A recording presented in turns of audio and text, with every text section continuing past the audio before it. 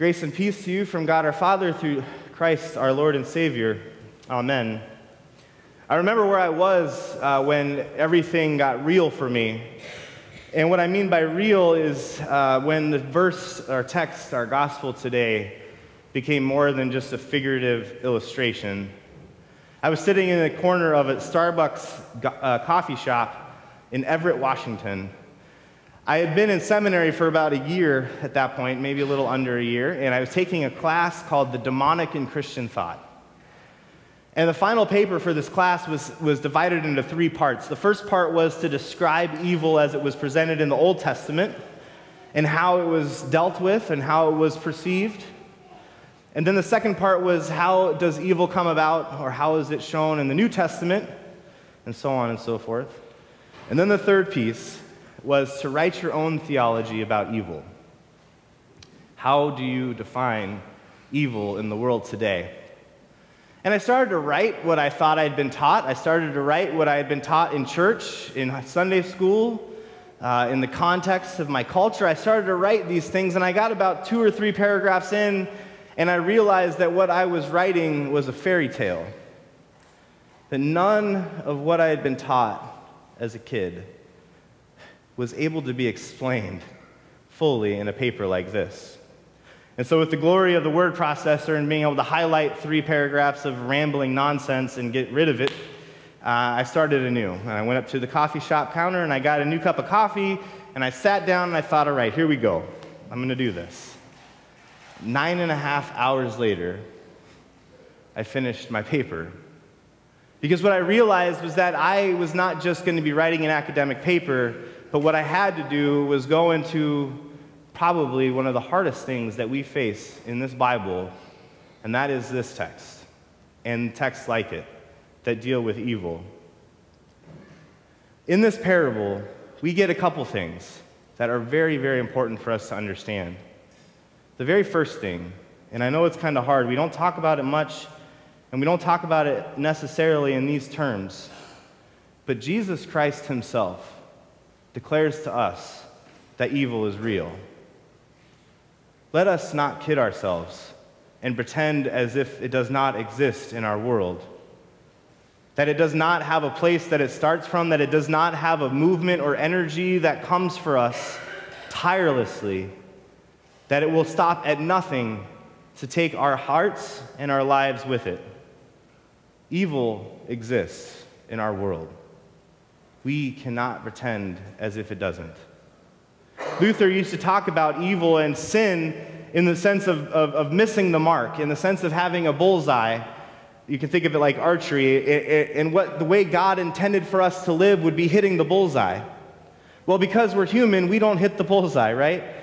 So there's a space, a literal space between the bullseye and where we hit, between the places of where God intended us to live and the things that we do.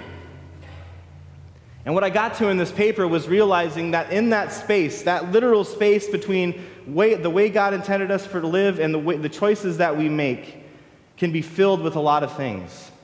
Those spaces in people's lives can be filled with people that love them, that support them, that encourage them, that lift them up, that bring them to a house of repentance, that bring them to a place to say, God, I am sorry for the things that I've done. Or those spaces can be filled with something much more sinister, something much more dark, and something much more destructive. It can be filled with things like drug addiction, alcoholism, hate, greed, anger, our self-agendas, our thought that what we want is more important than what God wants, even the idea that somehow God only loves me, or God is only concerned with me.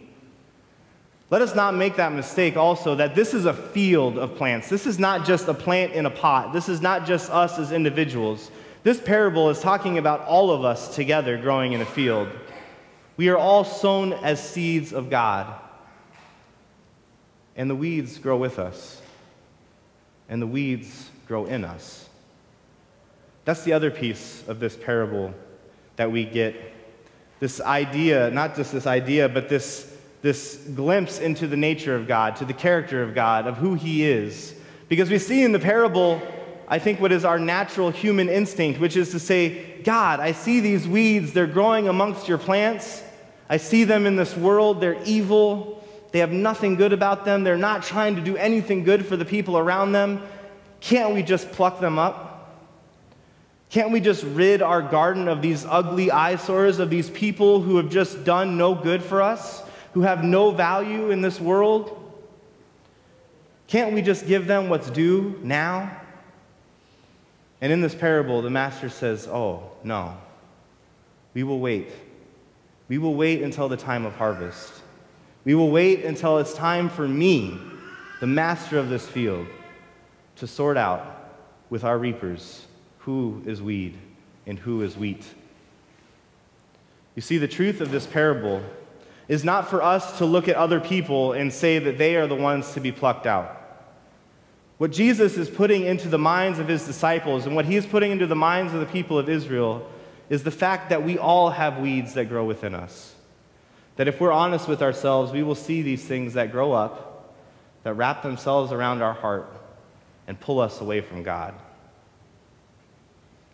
What Jesus wants for us in this parable is to go after those weeds within ourselves with a fury and a temper that we may not have, we may only have for the people around us.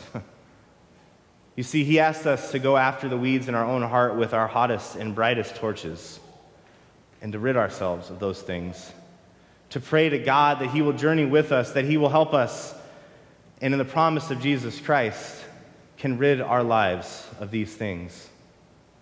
But we also have a glimpse into the way that we are to treat one another. Because as we talked about being grown together in this field, we are asked to walk with one another in life. We are called to be brothers and sisters in Christ. And part of what that means is we must be patient. We must be patient with the weeds that we see growing around us, with the weeds that we see growing in the hearts and lives of the people that we love.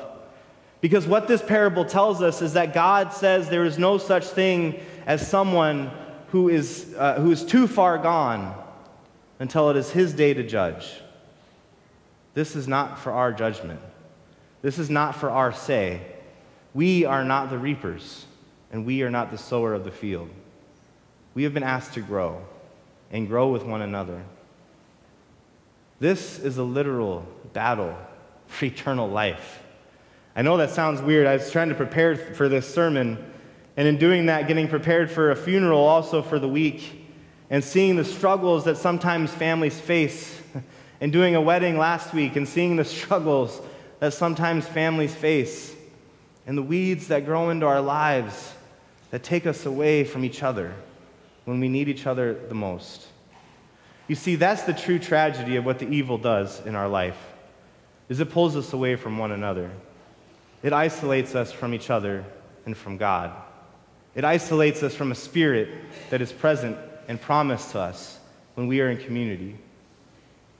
So we as a church are called to be patient, but we as a church are called to point out the weeds, first in ourselves, and then out of love with one another. We are called to walk with one another in that. But let us make no mistake about this. This is a real thing. This is a very real, life-giving, life-taking kind of situation. We must not ignore it.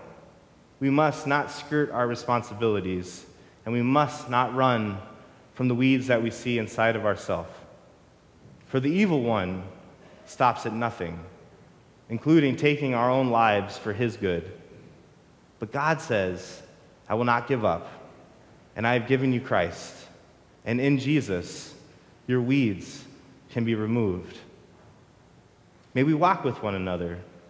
May we be good gardeners of our soil, of our wheat, and may we be patient with the weeds that grow around us, because we never know someday when those might turn to wheat because they know the love of God through us. Amen.